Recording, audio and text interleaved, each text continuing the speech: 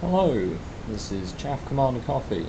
Welcome back to my Dominions4 Thrones of Ascension Let's Play. This is a NationGen Let's Play. We are playing as the nation of Saltnohamn, the god Solve. Where we left off, just doing some early expansion. It's now early summer in the first year of the Ascension Wars. Let's read the proclamations. A proclamation from Moknos. Uranos, the irregular High Chieftain, shall hereby be known as the Prophet of Rames. A proclamation from Napskibos. Niobe, the High Priestess, shall hereby be known as the Prophet of Annabelle. Proclamation from Syria. Chubu, the Blight Ascendant, shall hereby be known as the Prophet of Archophilos. And a proclamation from Hephob, or Hephob? Yeah, I mean, I don't really know how to pronounce all the names, obviously, so I'll just make them up as I go along. Lamai, the Highland Commander, shall hereby be known as the Prophet of Torvete.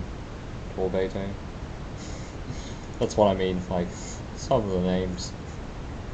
Real tongue twisters. Right, there was two battles, or two expansion parties. So we'll watch the goblins in Crotas. Now these were slingers and heavy infantry. Oh, and they did have elephants. Yeah, this may go a lot worse than expected. Oh dear. Oh, useless scouts and their useless information. Oh no. Yeah, this might go really, really badly. Oh, our prophet did manage to smite one of the elephants, which is good. And oh, no, the Sacred's got, I mean, I was expecting all the goblins to just get immediately crushed, but apparently they did quite a lot of damage. They routed them. Wow. Okay, and that elephant should, yeah, wow, okay. The goblins handled war elephants a lot better than I expected. A lot better than I expected. Those sacred goblins really hit hard. I mean, the elephants are quite low protection. They're only 11 protection with very, very low defense skill. Only 8 base defense skill. So, yeah, the dual wielding is really helping them output quite a lot of damage. That is very surprising. So we did lose a few though. We lost 4 of our sacred goblins, but hey, we beat a province of war elephants, and I believe, because that province had war elephants in its defense force, we can now train war elephants in that province. I think I should probably do at least a few war elephants. They could be very useful. This was the expansion, battle in Ablak, with our dragon, Solve. Just attacking some independents. Should be no problem. The heavy cavalry can be a real nuisance, especially against light infantry, so my goblins would probably struggle fighting them. And he burnt them all. Ah yes, I'm afraid heavy armor doesn't work against dragonfire, my friend. And there goes all the heavy cavalry. Now the militia engage. They didn't rout, which is very surprising. However, they are routing now. They have a morale of 1. Or at least this one who has a battle for it has a morale of 1. But then, yes, the militia have had enough. And Solve continues to, well, just mop up the rest of the independents, I assume. Just put the speed up. Yes, they don't stick around for very long. No, they don't. So, 2 successful expansions. Very good. Very good. Let's increase our province defense in these 2 provinces. And our 2 commanders gained heroic abilities. Our prophet gained heroic strength. He is a heroically strong goblin. 13 strength. My. He's as strong as a barbarian chieftain.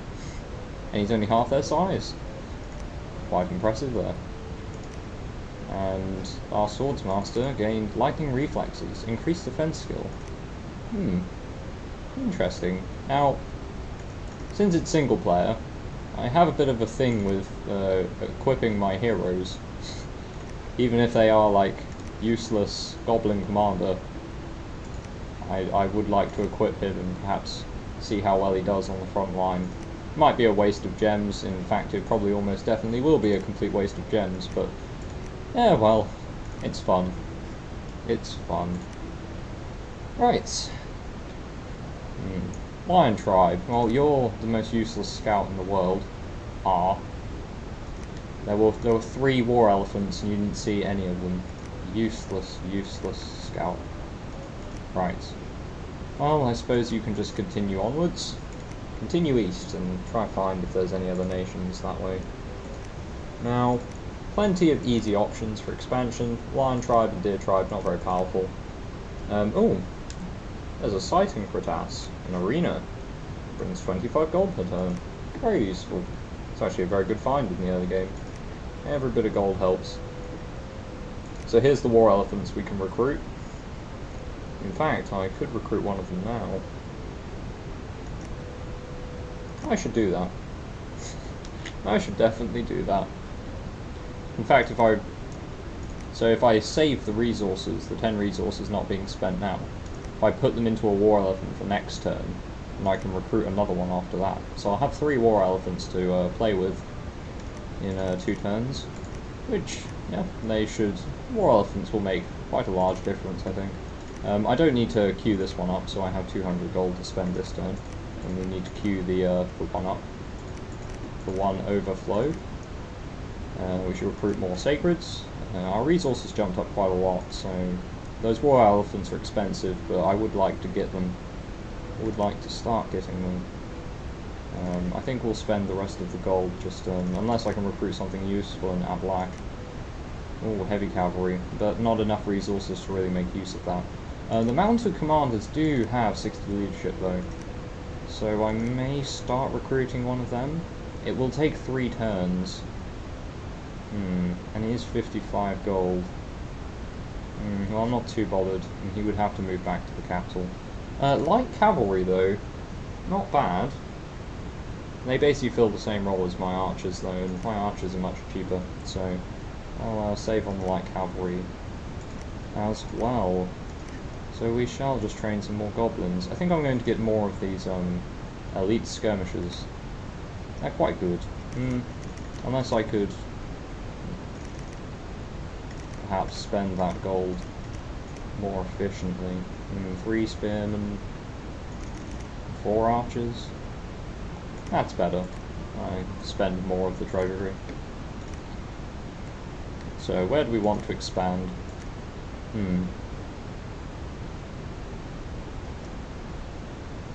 Brightgate would be an easy expansion, and I could start taking this side of the river. There will probably almost definitely be another team around here somewhere. So we may come into early contact. Possibly violent contact, but a dragon should be able to easily dispatch any force we encounter with no problem. And the goblins. Now taking golem range now would be a good idea. I could start moving a commander or train a commander here to start building a fortress. In fact, let's see. We can construct palisades and fortresses. Now palisades are the cheapest fortresses in the game. They have a very, very low defense value of 50. And with this being quite a strategically important choke point, I think I would prefer to build a fortress. And they are quite expensive, so I'd have to save some gold. I only have an income of 400 right now. So, it will be a few turns before I can build a fortress in golem range, but I feel like if I take this and then loop around through Behemoth's Rest, and Nace, and Epernia, then it's a fair circle for my goblins to take.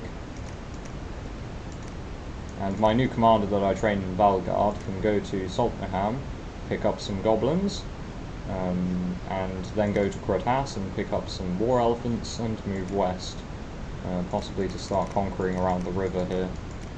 I would like to secure this river. If I can secure this river, then I have access to this level 3 throne, and I can clear it whenever I want, which is a good thing. I should set my research priority as well. Construction. Yes, I think I will prioritise construction. Maybe get some sanguine dowsing rods and some dwarven hammers. Getting dwarven hammers will be difficult. I'll need to random an Earth 2 on one of these wizards. And they're so old. That might come later, but we'll certainly start getting construction. And the sooner we get Boots of Youth, the better, I suppose. Then I can start using these wizards here. So construction will be a high priority. Alright, so that's the end of this turn. On to the next one. I don't think I've gotten anything. I should probably... No magic sites in this province. Or Valgard. Alright, end of the turn. Proclamation from Lunawati. Anabhisastra, the yogi, shall hereby be known as the prophet of Bifrons. And a proclamation from Emorzar. Labaya, the general, shall hereby be known as the prophet of Shalim. And there were 2 battles. The battle in Bright Gate, which is Solve, burning some more independents, hopefully successfully. They don't look dangerous at all. They don't look dangerous at all, so I'll just speed up the battle. Oh yes, and he runs straight into the back line and burns all of their commanders. Yes. Killing many of them in the process, which will earn him some valuable experience. Your commanders do level up. For those that don't know, and for those that do know, well, there you go. He's getting lots of XP. Lots of levels. Now this shouldn't be too difficult. I'm feeling I may need to move my archers up. I keep forgetting they are just short bowmen. I'm not playing man, I don't have long bows, I shouldn't sit them so far back. Because it causes them to clump up like this, and it makes them vulnerable to ranged fire from, well, as you can see, the enemy archers. It's not good. Oh, well, that was a random javelin just managed to hit our goblin. It's very unfortunate, given that they're small creatures. They only occupy a very small amount of the spaces in a square. But we did rout the Lion Tribe with minimal casualties. Casualties are to be expected. They are goblins still. They're not particularly impressive fighters. But I was impressed by their ability to deal with war elephants, so maybe they'll make me eat my words more often as we play. And we are right next to another nation. Mexico. Not Mexico, but Mexico. Quite close. The army consists mainly of Mexicoan Shambler Mace warriors. So, an Atlantean team? Possibly. Well, my god would have no issue dealing with them, but... Longdeads and ghouls. Now, the ore will not work and the fear will not work on them, but Dragonfire is so powerful I actually think I have no problem attacking these. Really. I think what I'm going to do is hold 4 though, and then fire at closest. It's going to take the undead so far to move up the map. Well, that should be safe. I am going to improve the province defense in this area to 10, just because it's in their capital circle. So they're very likely to attack it very, very soon. Just looking for a province, maybe I can train scouts, but Valgard seems to be the only place that I can. So, might as well start training a scout. I would like to have an accurate report of the units on their capital as often as possible. Our new commander, Narek, can move to Saltnohamn to pick up more goblins. Our successful goblins in golden range. Just to read how many casualties I took. 2 skirmishers and 2 sacred sentinels. Not too bad. Not too bad. And there is another nation. Modian crossbowmen. They look like foul spawn. I believe that is a foul spawn unit. Scary. There's another throne there as well. Oh, a huge Titan of Heaven was seen towering over the army. Maybe I did put 2 level 3 thrones in. I must have forgotten. Oh well.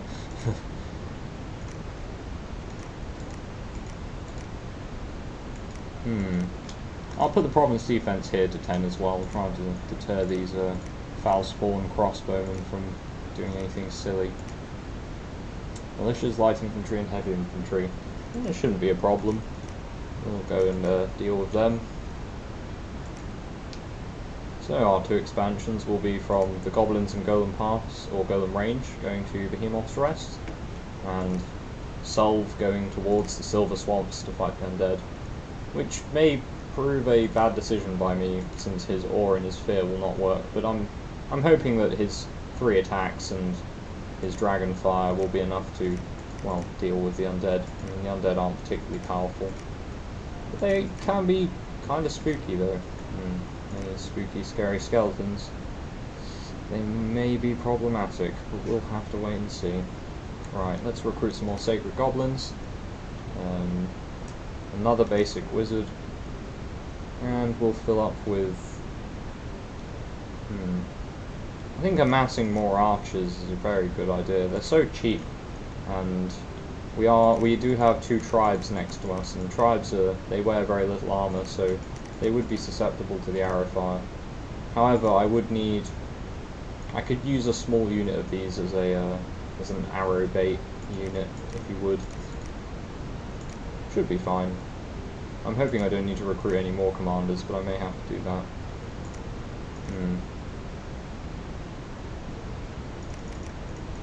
I think I need to recruit a commander in Ratas to pick up some more goblins and save on recruiting another elephant, because they are very expensive, but 2 elephants mixed in with my goblins will make a rather potent strike force on the flank.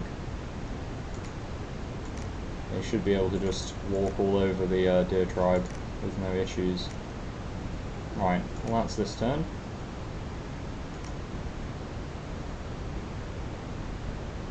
A proclamation from Modi. I think that's the nation with the foul spawn next to us. Lorca, the winged commander, the world's most beloved hero, shall hereby be known as the prophet of Gunlag. Now, when it says the world's most beloved hero, I think that means they're in the Hall of Heroes. Mexico, Kipakli, the hell caller of the floods, shall hereby be known as the prophet of Ruadri. Hell caller of the floods. Water and fire magic, blood magic rather? Water and blood magic. Probably quite a high level mage as well. That might be quite scary.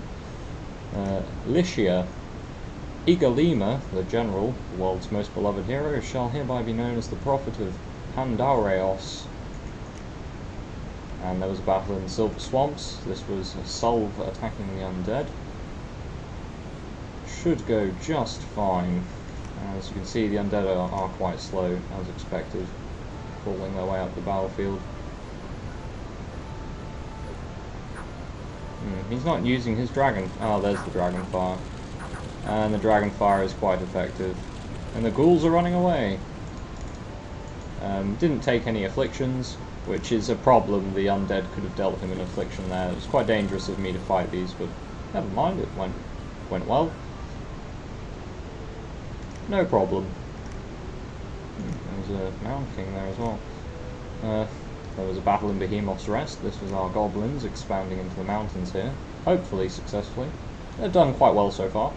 The sacred numbers are dwindling a little. I may have to just mix them in with the spearmen straight away just to keep their morale up.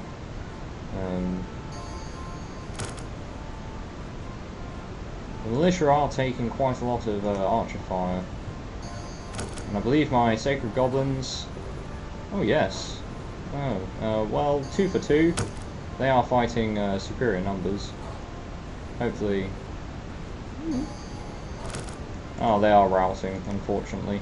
So a few of the sacred goblins are going to rout. Hopefully we defeat their army before they rout off the field. And we killed one of their commanders, and they rout. Right, let's see. One skirmisher and 2 of the sacreds. It's not a bad deal for that province. Yeah, the sacreds did manage to rout off of the field. May have to go pick them up. I'm going to mix in the... oh no, they... never mind.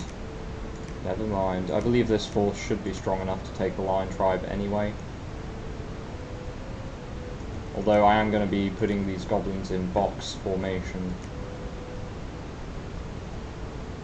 Just so that they don't take the morale penalty, they are dwindling on numbers. I'm going to be moving the archers up a little bit so that they can start firing immediately. But I still need the spearmen to take the main arrow fire. Right. Now this commander can take the war elephants and move to Saltnohamn. This scout can move north. In fact, he can move north all the way to Brightgate. Solve can continue. I'm tempted to take this province. It might be a little greedy, but we'll do it. There's only militias and light cavalry, so it should be an easy conquest.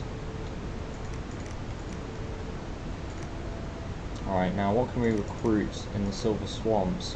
Commanders and slingers, alright. No, nothing special undead there.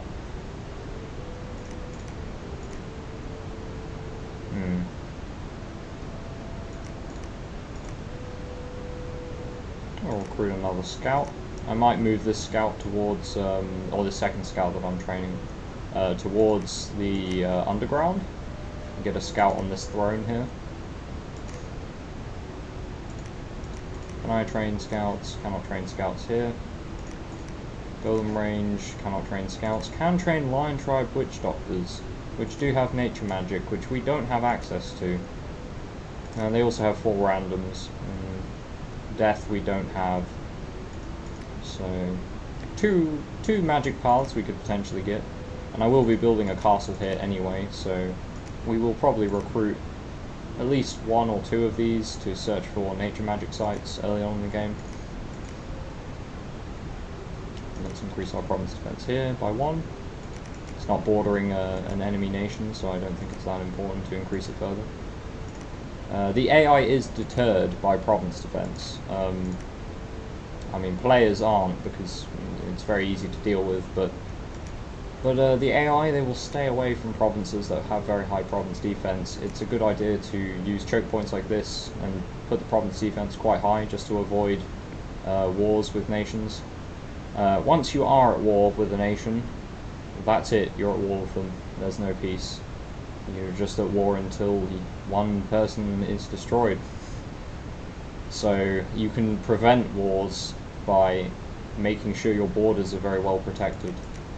So as long as this province never becomes hot and allows them to cross over, they should not be excited into a war with us. Not early on. That's the hope anyway. There is a new unit of mercenaries available, and I believe Dante's Stingers are crossbowmen. And they're quite cheap as well, so I definitely want to make use of them. I think what I'll do is I will try to... this commander can just take the men that I have available. However, he has got 30 sacreds. And sacred goblins, I don't want to get all of them killed when they're not blessed. So... I'm going to do a little bit of a trick here, because he will be fighting an army with lots of archers, so hopefully this plays in our favour. In fact, I'm going to bag that the enemy spawn in the top, or the top part of the map instead of the bottom. And these sacreds are going to be set to attack closest. Now what will happen is, hopefully the enemy archers will target these spearmen, who are set to guard commander, and our commander is all the way back here and he's just standing there, just waiting. So what will happen is these spearmen will attempt to run back over the battlefield to guard the commander, and having drawn the enemy archer's ire, they will also draw all the arrow fire for us as well.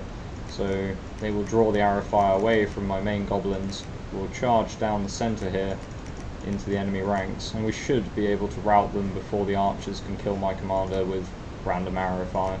Although this doesn't always work, sometimes an arrow will just hit this guy in the head and my army will run away, but oh, we'll see what happens. So So let's, I don't want to give him many, I'll mix these swordsmen in with the sacreds just to bulk his force up to full, and I'll send them to Epernia to start conquering. This commander with the elephants, he's going to need some men just to make sure the elephants don't rout, so I will move him back to pick up more goblins. Again, we can kind of horde mode. The goblins are very cheap, so we should get lots of them as often as possible. And on that note, let's recruit 10 more of the sacreds. That's going to be a pretty regular thing, it's just recruiting 10 of the sacreds. And let's get some more archers. I feel the archers won't die very often, so bulking up on archers is a good idea. They will stay with us until many of them are slain in a siege or some such kind of fight like that. We'll recruit another level 1 wizard just to keep research going, keep research in the construction going. It's important to keep recruiting wizards, especially since I've put the magic research to difficult. It will take twice as long for me to level up my magic, but that should make the game more interesting in terms of length, allow the armies to get rather large. Should be fun. So, got that mage on recruit. Got pretty much all of our gold spent. I would like to get those crossbowmen, but I would have to bet at least 200 gold, I feel, to get the crossbowmen. But they would be very, very useful. Do I roll the dice and try to get the crossbowmen, or do I just play it safe and get a lot of goblin archers? The goblin archers will stay with me, that's what I mean. I feel, whilst the goblins lack firepower, they're not mercenaries, they won't just disappear after 3 turns, or if I have to pay another extortionate amount of gold to keep them. Although the crossbowmen could expand on their own. No, I think I'll play it safe and just keep the goblins. I am on the note of increasing province defense. I think I will boost my province defense here up a little bit further, just to try and deter this army here. Now, I don't want to try and deter, or I don't want to increase the province defense in Brightgate too much, because although it is an amazing province, it is right next to their capital, so it's very likely that they will amass quite a force to attack it. Possibly very early on, but they might even try and attack it next turn. We'll see. Right, I believe I have nothing else. Oh, we have one scout that needs something to do. My useless blind scout, so I'm not going to trust any of these guys' reports, because, well, he couldn't even spot 3 war elephants, so, yeah. He's going to move. Yeah, let's move him further east. He just explore, you know, see where teams are. Just get a rough idea of the map. Alright, that should do it.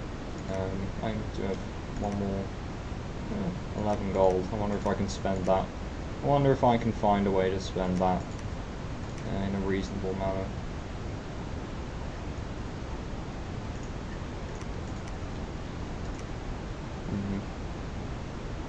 Probably not. Probably not. Right, let's just end the turn. And that was summer of the first year of the Ascension Wars. My Let's Play with Saltnohamn, the randomly generated nation. I hope you're having fun, and we will continue next time. Thanks for watching.